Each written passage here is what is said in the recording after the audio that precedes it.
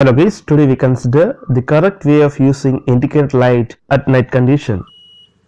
So the case 1 is using indicator light with your high beam.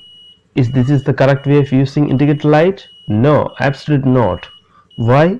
The problem with this approach is that the opposite driver won't be able to see the indicator because of this high beam. So please avoid using high beam with indicator light. Second approach is using indicator light with low beam. Is this the correct way of using indicator light?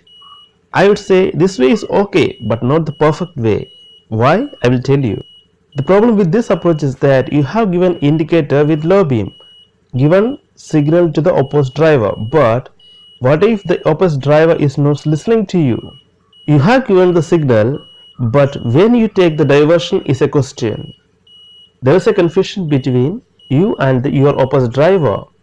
So what's the best way of using indicator light? This is the third case. Using your indicator light with a pass signal. What is pass signal?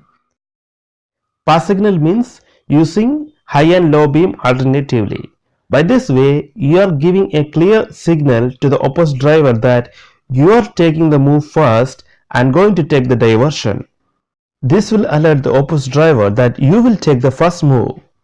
So guys, in this video we have seen how to use your indicator light properly at night condition.